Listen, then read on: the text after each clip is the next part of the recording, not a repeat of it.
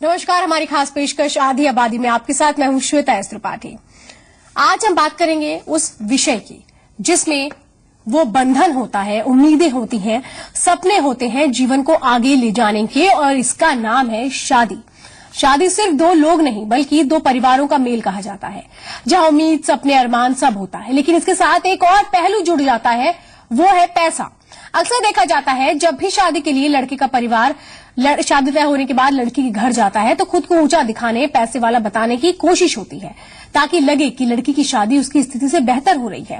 लेकिन कई बार शादी होने के बाद स्थितियां उलट जाती हैं और रिश्ते इस कदर खराब होने लगते हैं कि शादी टूटने की कगार पर पहुंच जाती है। और जब गुजारा भत्ता की बारी आती है तो ऊंची ऊंची बातें धराशायी होने लगती हैं और बड़ी शान शौकत रखने वाला परिवार खुद की आर्थिक स्थिति कमजोर बताने लगता है। पिछले दिनों कुछ ऐसे ही मामले आए हैं जिसमें कोर्ट ने सख्त टिप्पणी की है और गुजारा भत्ता देने का आदेश दिया है। सवाल ये कि राजकुमार की तरह शादी करने वाला परिवार कैसे गुजारा भत्ता देने के समय खुद को आसानी से कंगाल कह देता है, इसी पर आज बात करेंगे। क्या ये एक धोखे की कोशिश है?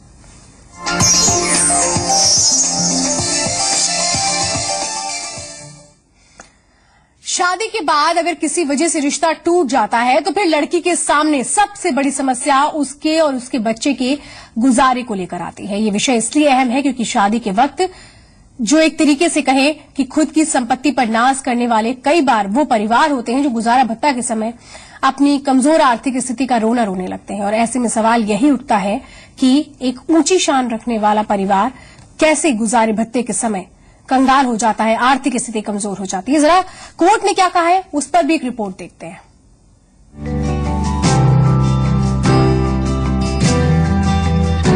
शादी के साथ सपने, उम्मीदें जुड़ी होती हैं।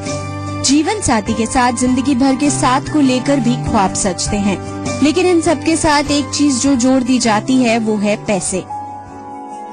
ये हकीकत है कि जब कोई संपन्न आदमी शादी रचाता है तो वो खुद को राजकुमार की तरह पेश करता है, लेकिन जब गुजारा भत्ता देने की बारी आती है तो वो अपने आप को कंगाल से ज्यादा नहीं बताता। ऐसा एक मामला उस वक्त देखने को मिला जब एक महिला ने अपने उद्योगपति पति के सामने गुजारे भत्ते की रकम को बढ़ाने के लिए कोर्ट में अर्जी दी। कोर्ट ने महिला की ओर से मांगी गई गुजारे भत्ते की राशि देने का आदेश भी दे दिया, लेकिन महिला के पति ने इस आदेश को ये कहते हुए चुनौती दी कि कंपनी ने उसकी सैलरी 3 गुना कम कर दी है, इसलिए वो पत्नी को बड़ा गुजारा भत्ता देने की स्थिति में नहीं है। उसकी पत्नी की माने तो उसका पति कई कंपनियों का डायरेक्टर है और उसके पास करोड़ों की संपत्ति है।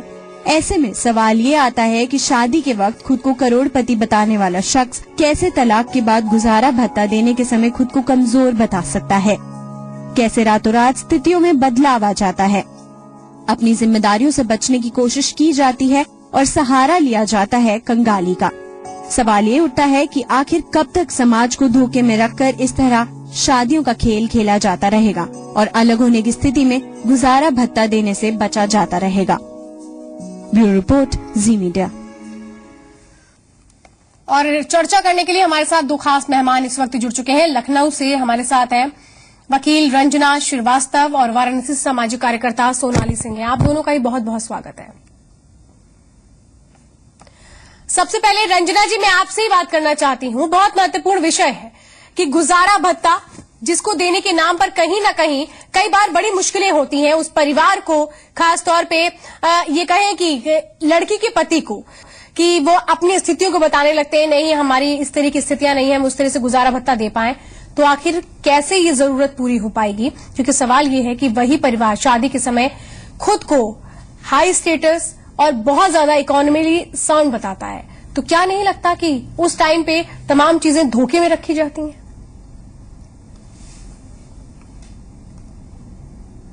नहीं, ऐसी बात नहीं है। दो परिवारों का मिलन होता है शादी। अगर ये किसी कारण से शादी टूटती है तो यह पूरी रिस्पॉन्सिबिलिटी होती है पति की कि वो पत्नी अगर नहीं कमा रही है, अगर वो कमाती है तब तो वो स्वयं अपना खर्च चला सकती है, लेकिन तब बच्चों के मेंटेनेंस की बात आती है तो पति उसमें बाध्य है कि वह उसको गुजारा भत्ता दे, क्योंकि यह हमारे हिंदू लॉ में अध्याय 3 में सेक्शन डिस्क्राइब है कि अगर पत्नी किसी भी तरह से पति से तलाक लेती है या पति उसको तलाक देता है तो वह बाध्य है कि उसको गुजारा भत्ता देगा। लेकिन गुजारा भत्ता देने में सबसे बड़ी प्राथमिकता इस बात की है कि पति की आर्थिक स्थिति कैसी है। उसकी आर्थिक स्थिति जैसी होगी, अगर वो सरकारी जॉब करता है, कई बार तो रंजना जी ये भी देखा जाता है, जैसे मामले अभी सामने आए, कोर्ट का ऑब्जर्वेशन भी उसमें यही रहा है कि शादी के समय तो स्थितियां बहुत ऊंची दिखाई गई, लेकिन जब गुजारा भत्ते देने की बात आई तो वही स्थितियां उलट गई। कहा गया नहीं, आर्थिक स्थिति बहुत खराब हो चुकी है, इसलिए नहीं दे सकते उतना पैसा। तो सवाल तो यही उठता है कि अगर ऐसी कोई स्थितियां होती हैं कि दो लोगों को अलग होना पड़ता है, तो ऐसे में जो गुजारे भत्ते की रकम है वो सही तौर पर क्यों नहीं दी जाती? इसके लिए इतनी कोशिशें, इतनी जद्दोजहद क्यों की जाती हैं? हमारे साथ सोनाली सिंह जी भी हैं। सोनाली जी, एक सामाजिक कार्यकर्ता हैं आप। सामाजिक तौर पर भी अगर हम देखें तो क्या लगता है आपको कि क्या सिर्फ दिखावा भर हो जाता है ऊंची स्टेटस बता के, और हकीकत में जब स्थितियां ऐसी होती हैं, जब देने की बारी आती है तो सब कुछ बदल जाता है? बिल्कुल सही कहा आपने श्वेता जी, ये एक प्रकार का धोखा है। और मैं आपको एक चीज बताना चाहूंगी कि इस प्रकार के धोखे या किसी भी धोखे के पीछे मुख्यतः कुछ कारण होते हैं। सबसे पहला कारण यह है कि हमारे समाज में महिला और पुरुष के बीच में जो रिश्ता है वो अनइक्वल है, वो समान नहीं है। चाहे आप संपत्ति के अधिकार के मामले में देख लीजिए या शादी ब्याह के मामले में, वो बिना दहेज दिए उसकी शादी नहीं हो सकती, या फिर जो घर में जो पुरुषों का स्थान है वो महिलाओं की अपेक्षा ज्यादा ऊंचा है। तो जब पूरा जो आपसी जो संबंध है वो जब समान नहीं है, जब असमानता पे आधारित है, तो ऐसे संबंधों में अक्सर धोखाधड़ी, एक्सप्लॉयटेशन या इस प्रकार की जो एक्सप्लॉयटेशन होने के चांसेस बहुत ज्यादा रहता है। तो एक तो कारण ये है क्योंकि हमारे समाज में आज भी महिलाओं का समान स्थान नहीं है, वो आज भी पुरुषों पे निर्भर है, और शादी के बाद तो वो पूरी तरीके से निर्भर है अगर वो कमा नहीं रही है तो। और खासकर डिवोर्स होने पे उसके और उसके बच्चों के मेंटेनेंस को लेकर एक बहुत बड़ी समस्या है। दूसरा कारण जो ये है, जो आज हम लोग जिस समाज में रहे वो पूरी तरीके से भौतिकता से परिपूर्ण है, और भौतिकता के समाज में हमें बस पैसा चाहिए, और हमें और ज्यादा से ज्यादा हमें मतलब भौतिक संसाधनों को इकट्ठा करने के लिए हम दहेज मांगते हैं या फिर धोखाधड़ी करते हैं। और ये उसका एक मतलब प्रतिबिंब है। जब हम अपने आप को ऊंचा दिखाते हैं, हम अपने आप को मतलब राजा की तरह पेश करते हैं ये शादी से पहले, लेकिन जब मतलब गुजारा भत्ता देने की बात होती है तब हम अपने आप को कंगाल के रूप में पेश करते हैं, क्योंकि हम तब देना नहीं चाहते हैं। और तीसरा जो कारण है वो हमारे समाज में जो नैतिकता का जो स्तर है वो गिरता जा रहा है, और ये एक बहुत बड़ा कारण है कि इस प्रकार के धोखे हमें महिला और पुरुषों के बीच में हर संबंधों में आज हमें नजर आ रहा है। जी बिल्कुल। और हमारे साथ अगर आप भी जुड़ना चाहते हैं, इस कार्यक्रम में अपनी बात रखना चाहते हैं, अगर कोई इस तरह का अनुभव आपका भी रहा है तो आप हमें वो अनुभव हमारे साथ आप बांट सकते हैं। कुछ नंबर्स हम दिखाने जा रहे हैं, नंबर्स पे कॉल करके आप हमारे साथ इस कार्यक्रम में शामिल हो सकते हैं, अपनी बात रख सकते हैं। नंबर है 012025111063, 180018015255। रंजना जी, एक सवाल मैं आपसे करना चाहती हूँ, क्योंकि आप वकील हैं, ऐसे में बहुत सारे केसेस कई बार आते होंगे, तो क्या ऐसे में ये लगता है कि जेन्युइन तौर पर जो रकम मांगी जाती है वो रकम हकीकत में दी जाती है उतनी आसानी से? ये नहीं कहा जाता कि नहीं हम दे नहीं सकते, या बढ़ाकर दी जाती हो? कभी कोई ऐसी स्थिति आप देखने को मिला है, कोई केस ऐसा?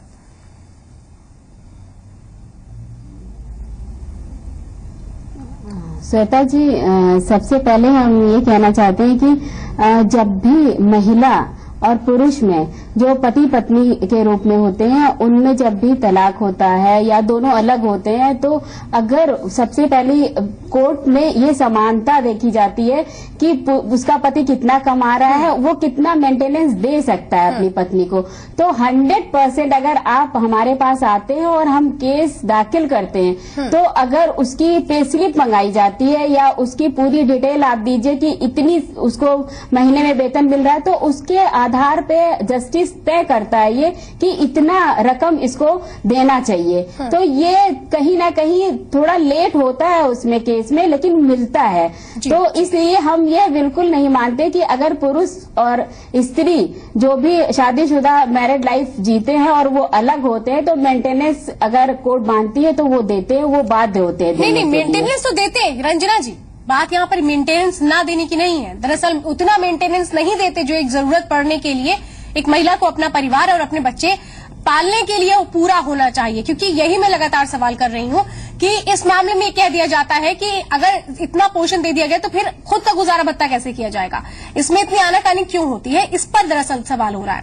बहरहाल एक दर्शक हैं, अभिषेक है बलिया से, उनसे पहले बात कर लेते हैं। अभिषेक, क्या लगता है कि कैसे इसको बदला जाए? हेलो। हाँ मैम। हाँ बताइए। हाँ मैम, मेरा प्रॉब्लम ये है कि मैंने देखा है कि सिविल कोर्ट में अभी एक केस चल रहा है मेरे रिलेशन का। तो वो बंदा, उनके जो हस्बैंड है वो सीओ है आर्मी में, और उनका गुजारा भत्ता मात्र 1,500 से 2,000 रुपए मिलता है कोर्ट के द्वारा, सिविल कोर्ट के द्वारा। तो मतलब ये किस तरह की जजमेंट है या किस तरह की आदेश है जिससे उस औरत का मतलब इस महंगाई के युग में कोई खर्चा चल ही नहीं पाएगा? तो ये किस तरह का जजमेंट है, इसी के बारे में मैं मैम से पूछना चाहता हूँ। बिल्कुल बिल्कुल, मैं अभी रंजना जी से सीधा सवाल करती हूँ। रंजना जी, अभी आप ये कह रही थी ना कि पे स्लिप मंगाई जाती है, फिर उसका प्रोपोर्शनेट तय किया जाता है, फिर दिया जाता है। जैसा अभिषेक एक दर्शक है वो बता रहे हैं कि सीए है इनके जो जान पहचान वाले, और जो इनकी जो आर्मी में है, और कहीं ना कहीं जो गुजारा भत्ता दिया जा रहा है उनकी तरफ से वो महज 1,500-2 हजार रुपए का है। तो क्या ये जस्टिफाई है, ये पूछना चाह रहे हैं। बिल्कुल। एक पति जो होता है वो एक बेटा भी होता है, अपने माता पिता का भी वो खर्च चलाता है, अपने पूरी फैमिली की जिम्मेदारी उसके ऊपर होती है, पत्नी की भी जिम्मेदारी होती है। तो जज इस चीज को डिस्क्राइब करता है, वो देखता है कि अगर इसकी सैलरी इतनी मिलती है तो वह कितना दे सकता है अपनी पत्नी को, तो इसलिए वह निर्धारित करता है। अगर उसको 50,000 रुपए मिलता है तो वो ऐसा 10,000, 15,000 भी वो डिसाइड करता है। तो वो उसके ऊपर डिपेंड है कि वह कितना निर्धारित करे। हम लोग तो ये बताते हैं कि इनकी इतनी सैलरी है, अगर वो लेकिन कई बार तो निर्धारित होती है। रंजना जी, आपकी बात ठीक है, मैं मानती हूँ आपकी बात, लेकिन कई बार तो उतना गुजारा भत्ता डिसाइड होने के बाद भी नहीं दिया जाता है। मानिए अगर कोई भी कितना भी अमाउंट डिसाइड होता है तो कई बार उसमें भी कट करके दे दिया जाता है, तो फिर उसके लिए क्या कुछ किया जाए?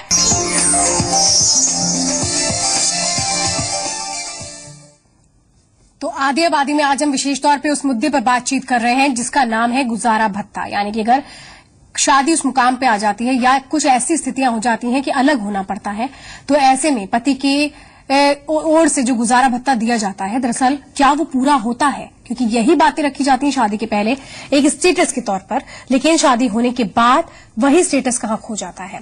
हमारे साथ लखनऊ से वकील है रंजना श्रीवास्तव और वाराणसी से सामाजिक कार्यकर्ता सोनाली सिंह है। सोनाली जी, एक बात मुझे बताइए कि ये एक जो पैटर्न सा बन गया है कि शादी के समय खुद को बहुत हाई फाई दिखाया जाए या अपनी जो कंडीशंस है, फाइनेंशियल कंडीशंस, उसको बहुत ऊपर रखा जाए और उसके बाद तमाम बातों को भूल जाया जाए, ये आखिर कब तक होता रहेगा? जी बिल्कुल, आपने ठीक कहा। जैसे आपने अभी मतलब वकील साहिबा से भी पूछा कि आखिर ऐसा क्यों हो रहा है, तो मैं आपको एक चीज बताना चाहूंगी कि कानून तो बहुत अच्छे अच्छे बनाए गए हैं और कानून में बिल्कुल ये बात स्पष्ट रूप से कहा गया है, जो हिंदू मैरिज एक्ट है, कि उसमें जो हस्बैंड की जो फाइनेंशियल स्थिति है, उसका इनकम है और महिलाओं की जो नीड्स है, वांट्स है और महिलाओं की जो उसकी आर्थिक स्थिति है, उसका जितना इनकम है, इन सारी चीजों का आकलन करके, और ये सारी चीजों का आकलन एक बहुत ही मतलब सब्जेक्टिव एक्सपीरियंस है कि हमें कितना चाहिए, हमारा नीड कितना है, ये एक बहुत ही सब्जेक्टिव है। इसमें ऑब्जेक्टिविटी लाना बहुत मुश्किल है, पहला ये है। दूसरा पॉइंट ये है कि अक्सर ये पाया गया है और मेरे पास डेटा भी है इसको प्रमाणित करने के लिए, कि अक्सर ये पाया गया है कि जो हस्बैंड्स होते हैं वो अपना इनकम मैनिपुलेट करते हैं। जो आपने कहा ये समस्या है कि शादी के पहले वो अपने इनकम को बहुत ज्यादा दिखाते ताकि ज्यादा से ज्यादा हमको मतलब दहेज मिले, लेकिन बाद में वो इनकम को मैनिपुलेट करते हैं। अब सुप्रीम कोर्ट इस मामले में क्या करेगी, जब कोई अपने इनकम को ही मैनिपुलेट करके उसको मतलब कम दिखाए और वो इस प्रकार के साक्ष्य को अगर प्रस्तुत करे, क्योंकि कोर्ट तो साक्ष्य देखेगी और एविडेंस देखेगी, और महिलाओं के लिए ये प्रूव करना बहुत मुश्किल है कि उसके हस्बैंड का इनकम कितना है, उसके हस्बैंड की कितनी प्रॉपर्टी है, क्योंकि महिलाओं का हस्बैंड के प्रॉपर्टी और उसके जो इनकम के बारे में जानकारी बहुत कम होती है, क्योंकि इसके बारे में जानबूझ के उनको अज्ञानता में रखा जाता है।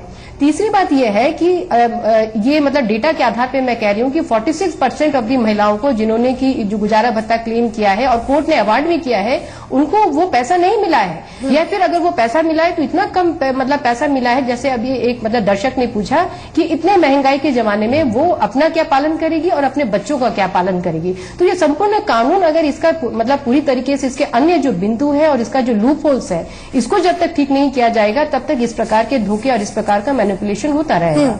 बिल्कुल। रंजना जी, एक बात मैं आपसे करना चाहती हूँ। दरअसल ये मुद्दा जब हमने उठाया है तो दरअसल कोर्ट का ही एक ऑब्जर्वेशन है जिसमें ये कहा गया है कि राजकुमार की तरह शादी और कंगाल की तरह गुजारा भत्ता।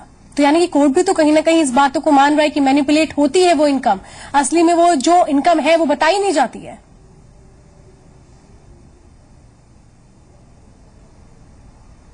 श्वेता जी और सोनाली जी ने जो भी कहा, मैं उनसे पूरी तरह से सहमत इसलिए रही हूँ कि जब महिलाओं को सबसे पहले आज के जमाने में पढ़ाने के लिए कहा जाता है, शिक्षा देने के लिए कहा जाता है, हमारी सरकार की तरफ से पूरी तरह से इंटर तक माफ है। तो जब शादी की जाती है तो हम पूरी तरह से अपने बच्चे की शादी कर रहे हैं तो देखेंगे उसकी फैमिली और पूरा फैमिली बैकग्राउंड, तभी हम शादी करते हैं। और शादी करने के बाद अगर कोई ऐसी स्थिति आ जाती है, अलग होना होता है, अगर उसके बच्चा है, क्योंकि मेंटेनेंस एक केवल पत्नी के लिए नहीं होता है, वो माँ बाप के लिए होता है, पत्नी के लिए होता है, बच्चों के लिए होता है, पति के लिए भी होता है। अगर पत्नी कमा रही है तो पति को भी देती है। ऐसा भी हमारे यहाँ अभी 2008-9 में हुआ है जजमेंट, जो कि सुप्रीम कोर्ट से भी उसको वेरीफाई कर दिया गया है। तो मैं ये कहूंगी कि जो भी पैसे होते हैं जो पत्नी चाहती है अपने पति से, जो गुजारा भत्ता, अगर वो कोर्ट में जाती है तो इवन मेडिकल का खर्च भी कोर्ट डिसाइड करती है कि अगर उसको कोई बीमारी है तो ये भी पैसा वो देगी। तो ये कोर्ट के ऊपर डिसाइड होता है। और जब हमने शादी की है तो मुझे पता है कि लड़के के पास कितनी संपत्ति है, उसके पास कितनी प्रॉपर्टी है।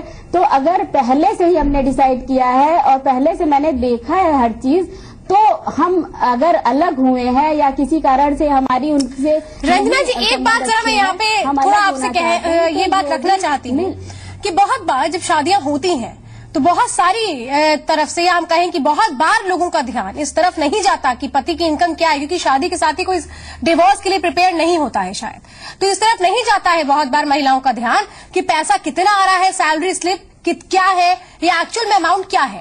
तो ऐसे में अगर चीजें मैनिपुलेट नहीं हो रही, इस बात की गारंटी कैसे ली जाए? चलिए फर्ज करिए किसी को पता भी है, तो अगर चीजें मैनिपुलेट नहीं हो रही है, साक्ष्य के तौर पर रखी जा रही हैं, जो चीजें वो पूरी तरह से सही हैं, ये कैसे प्रमाणित होगा? श्वेता जी, अगर कोई अपनी बच्ची की शादी करता है तो ये तो उसको पता रहता है कि वो किस पोस्ट पे है, कितनी सैलरी है, और हमारे अधिनियम में दिया हुआ है कि आप सैलरी को उसकी पे स्लिप मंगवा सकती हैं अपने, मतलब वो पूरी तरह से ओपनली है कि आप एक लेटर भेजिए और उसके थ्रू आप उनकी कितनी सैलरी है, कितना वो इनकम हो रहा है उनका, और उनके साथ आप अगर कुछ दिन रही हैं, उनके यहाँ रिश्ता हुआ है, तो हम उनके यहाँ रहे, हमको पता है कि इनकी कितनी सैलरी है, तो उससे निर्धारित हो जाता है। ये गलत बात है कि अगर आपने कायदे से अपने मुकदमे की पैरवी नहीं की, कायदे से आप खुद जागरूक हैं इस बात के लिए कि अगर हमको पति से मेरी शादी हुई है उससे, और अगर मैं आज अलग हो रही हूँ या फिर वो मुझे अलग कर रहा है तो मुझे इतना पैसा उससे चाहिए, तो अगर आप कोर्ट जाएंगी तो वो आपकी सुनवाई होती है वहाँ पर, और आपको सुनवाई तो होती है रंजना जी, लेकिन कहेंगे इसे कि उतना पैसा हकीकत में कितनों को मिल पाता है? क्योंकि एक आंकड़ा भी सोनाली जी भी दे रही थी तो वो वाकई हैरान करता है कि एलिमनी के नाम पे जो चीज मिल रही है वो बच्चों के अलावा खुद का ही पालन पोषण करना, खुद को ही आगे बढ़ाना बड़ा मुश्किल हो जाता है कई बार महिलाओं के लिए। सोनाली जी, आपके पास मैं आऊंगी। बहरहाल एक दर्शक है कोलकाता से, अपना नाम बताइए और आप क्या कुछ रखना चाहते हैं बात? हाँ, नमस्कार, मेरा नाम शुभजीत है, मैं कोलकाता से बात कर रहा हूँ। जी बताइए। हाँ, मैं यही कहना चाहता हूँ कि जैसे कि आप अपने शो में बता रहे, डिस्कस कर रहे कि सिर्फ पति जिम्मेदार होते हैं कि पैसे वो लोग नहीं देते हैं, या फिर ऐसा, ये भी मेरा एक पक्ष है कि सिर्फ पति ही नहीं, पत्नियां भी कभी कभी जिम्मेदार इस प्रकार से होती है कि वो सिर्फ शादी, उनका जो इंटेंशन रहता है लड़कों से शादी करने का, वो शादी करती है, कुछ ही दिनों बाद अपने किसी पर्सनल रीजन के कारण उसी पति को तलाक देती है, या फिर तलाक देने के बाद उन्हें छोड़ देती है, फिर दोबारा से शादी कर लेती है। तो ऐसे लड़कियों का भी इंटेंशन रहता है, शादी में उनका कोई इंटरेस्ट नहीं होता है, सिर्फ उनका इंटरेस्ट होता है कि लड़कों से किस तरह से उन्हें पैसे मिले। तो मेरा भी यही एक राय है कि एक प्रकार का ये भी एक मेरा सुझाव है कि इसको इस नजरिए से देखा जाए। नहीं, ये भी आप जो बात कह रहे हैं, ऐसे बहुत सारे केसेस आते हैं, लेकिन अगर हम नंबर ऑफ केसेस देखें इस तरह के मामलों के, तो शायद जो रियल एलिमिनाई होती है, जो ओरिजिनल केसेस में, उस मामले में कहीं ना कहीं इनकी संख्या बहुत कम होती है। ऐसे में सवाल यहाँ पर दरअसल इस तरह के जो बहुत सारे केसेस हैं अलग अलग तरीके से, लेकिन अहम सवाल लगातार एक है और जिस विषय को हम उठा रहे हैं वो यही है कि एलिमनाई के नाम पर क्या महज दिखावा होता है।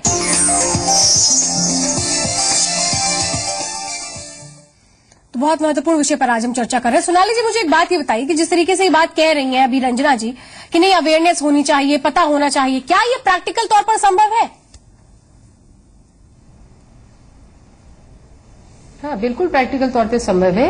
और दरअसल हम लोग यहाँ पे मतलब क्या बोलते हैं, तलाक होने के बाद जो गुजारा भत्ता मिलना चाहिए उस पे बात कर रहे हैं। लेकिन आपको ये पता होगा कि शादी के बाद जब अलग होते हैं तो अपने आप मतलब आपका ये नहीं मिलता, मेंटेनेंस नहीं मिलता, उसके लिए आपको कंटेस्ट करना पड़ता है। और उसके लिए जो औरत है उसको मतलब वकील को हायर करना पड़ता है, जो अक्सर बहुत महंगा होता है।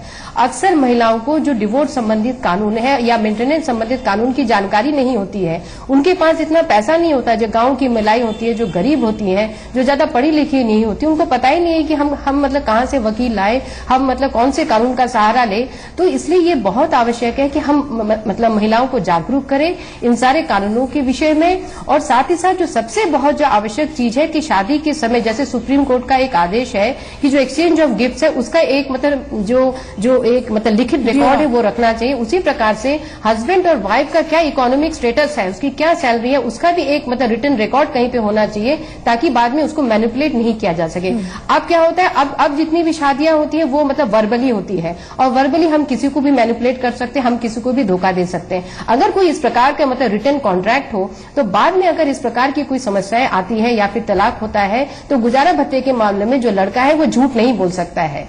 और तीसरी बात है कि ये मतलब महिलाओं को खुद भी आर्थिक रूप से सशक्त होना चाहिए, उसको भी अलर्ट रहना चाहिए। जैसे वकील साहिबा ने भी कहा कि शादी करने से पहले ही हम अच्छी तरीके से छानबीन कर लें, हम मतलब लड़के के स्टेटस के बारे में पता कर लें और खुद हम इतना आर्थिक रूप से सशक्त हो कि कल अगर वो हमारे साथ कोई ऐसी बात करता है तो हम उसके ऊपर निर्भर नहीं रहेंगे, हम अपना और अपने बच्चों का पालन पोषण भी कर पाएंगे। और जैसे कि एक दर्शक ने अभी आपसे पूछा कि अगर ऐसी मतलब कंडीशंस होता है कि महिलाएं किसी और के साथ रहने लगती है या फिर खुद छोड़ के चली जाती है, तो ऐसे केसेस में बिल्कुल स्पष्ट हिंदू मैरिज एक्ट के तहत कि ऐसी महिलाओं को कोई गुजारा भत्ता नहीं मिलेगा। और दूसरी बात, ऐसे भी बहुत सारे नियम है दरअसल कि कैसे मिलेगा, क्या कैटेगरीज है, उसको प्रॉपर डिफाइन किया गया, पर जरूरत है इसको समझने की और खुद भी एक तरीके से कहीं तो चौकन्ना रहने की। जी सोनाली जी, बहुत बहुत धन्यवाद इस चर्चा में शामिल होने के लिए। रंजना जी, आपको भी बहुत बहुत धन्यवाद इस चर्चा में शामिल होने के लिए। तो दरअसल शादी पूरी उम्र का एक रिश्ता है, इसलिए सोच समझकर, संभलकर और पूरी डिटेल, जैसा अभी सोनाली जी ने भी कहा कि लॉ भी है प्रॉपर, उसके तहत तमाम चीजों को समझकर देखकर ही आगे बढ़ना चाहिए। और तमाम तर्क हैं इस विषय के, बहुत लंबी ये विषय हो सकता है, लेकिन समय की बहुत पाबंदी है। चर्चा को यहीं रोकेंगे। आज के लिए इतना ही, मुझे दीजिए इजाजत, नमस्कार।